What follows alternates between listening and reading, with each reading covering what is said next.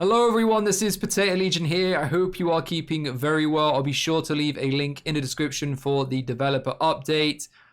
I haven't actually read this myself, so it's more of a reaction as well. So let's quickly go through it with you guys. So this is the final developer update of the year. In a series of posts, we discussed the biggest upcoming changes that are coming. So the first one is actually bots in custom matches. Kicking things off, we have much anticipated feature that is first announced during our anniversary broadcast earlier this year. So basically they're adding bots to custom lobbies. So you guys that are bad at the game, you can now practice against bots. So pretty cool. And this seems to be a picture of it here. I'm not going to read too much into it. I mean, it's very straightforward, isn't it? So there we go. Very, very cool. Additionally, we have a few other improvements in store for this feature in the future, including the ability to select which character you want by your side and their loadouts. Okay, so you can actually pick what type of bot you go against. Pretty cool. Visual improvements. All right. Continuing on ongoing efforts to improve the graphics of Dead by Daylight, we've updated the visuals for breakable objects. Rather than making them read about them, we figured we would show you. Okay. So that's what the new breakable wall looks like. Yeah, it looks very it looks fine. It looks okay, and they've changed pallets again. Pallets look fine. Ooh, no division improvements are ever in store, but check out the new basement. I like that actually. That actually looks very cool. And I like the footprints of blood. Oh, that looks very scary. You know what behavior? I give it to you. Of course, I'll show you guys a link in the description so you can check it out for yourselves. Ooh, flashlights being adjusted. Okay, let's have a read. We recently updated flashlights to prevent them from being triggered too frequently to address concerns of epilepsy. While we were working on this change, we took the opportunity to revisit flashlights and plan some additional updates for them in the 6.4 update. Flashlights received 2 changes. Locker blind immunity.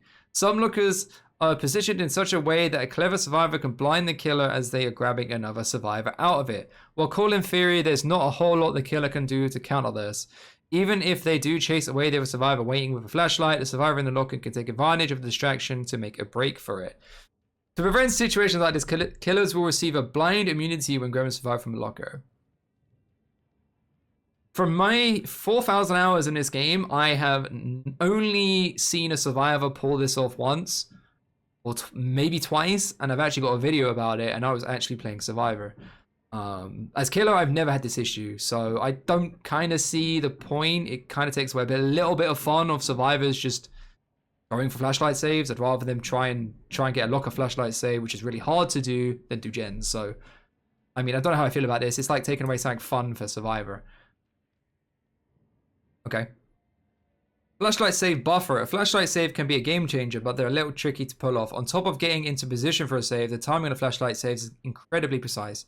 You need to blind the killer right as the pickup animation ends, but before they can turn away. While experienced survivors have mastered the timing, pulling off a save can feel off limits for a newer player.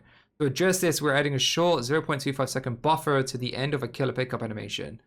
If they are blinded during this window, they will be stunned. And so basically, they've removed locker blind immunity, which is really hard to pull off, but they've made it easier for people to get flashlight saves. That doesn't really help the cause. I mean, 0.25 seconds isn't a big deal, but so just expect to get blinded more often as killer now. Matchmaking improvements. Dead by Daylight is always changing, so it only makes sense for the matchmaking system to change with it. We're always keeping an eye on matchmaking and making small tweaks behind the scenes to strike a nice balance between wait times and match quality. In addition to this, we have larger match requested improvements on the way. Matchmaking is a very complex subject, so we have to get dedicated posts going into detail on how exactly these new features work next week. But in the meantime, here's what you can expect. Team-based ratings, with escapees being the win condition for survivors. Dying heroically to save your team can feel anticlimactic. We're introducing team-based ratings to remedy this. Your rating will adjust based not only on your performance, but the team's performance as well. Sacrificing yourself to save the team won't be nearly as punishing. I don't know how I feel about this.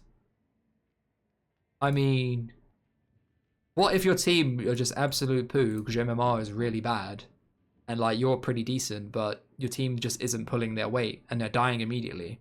So if your team get absolutely destroyed, but you're looping the killer well, you're going to be punished as hard as they are. So I don't know how I feel about that. But to be honest, it's better than the current MMR, so we'll see. And I guess your team-based rating means if you load in with a 4-man Swift and you're all cracked, you're probably going to be paired with a killer to match.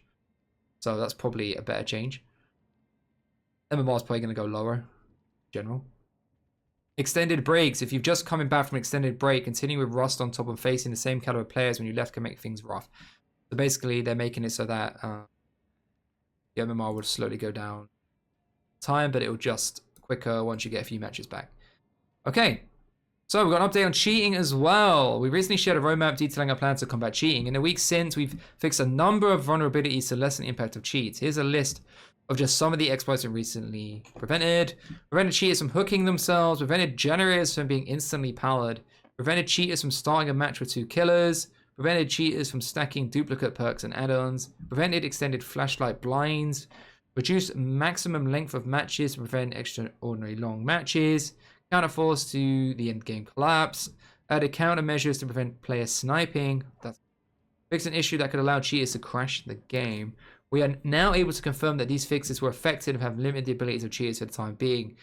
We've already identified additional vulnerabilities and will roll out fixes over the coming weeks, but we cannot give details just to avoid giving the cheat makers a heads up. That's cool. To be honest, I haven't really noticed any cheaters. I think it's actually been really good. I haven't really noticed any. Right. Temporary bans, least but not least, we'd like to know if you've had an update for a temporary ban policy. Temporary bans are used for minor infractions such as griefing, harassment, and non-sportsmanlike toxic. Okay. The first strike is 48 hours, was 24, so they've made it even longer now. Second strike is 1 week, was 2 days. Third strike is 1 month, was a week. Fourth strike is permanent, unchanged. Okay. They're laying down the law now. If you do bad things, you're gonna get punished, and I respect behavior for that. Honestly, I think these changes are fine. Most of it's about the AI and map improvements, which is cool. I don't know how I feel about the flashlight adjustment stuff. I think the save buffer is okay. 0.25 seconds isn't anything, really. Not being funny. If a survivor's in front of you and they're going to blind you, 9 times out of 10, you're probably going to drop that survivor anyway. So I guess it's not a big deal. This, however, I'm not sure how I feel. It's just one of those things where it was not exactly hard. It wasn't easy to pull off. So, I mean, it can be annoying when a group of Swift can just absolutely bully you by abusing it, I guess. So, you know, I'm here or there. You know, I kind of don't know how I feel about it overall. But yeah, I mean, other than that, I think these changes are fine. Bots coming into the game. So yeah, pretty cool. What do you guys think in the comments on YouTube? And if you want to catch me live reading stuff like this out, you've got to go to the Twitch link in the description. Hope you all enjoyed this one. Take care. Peace out.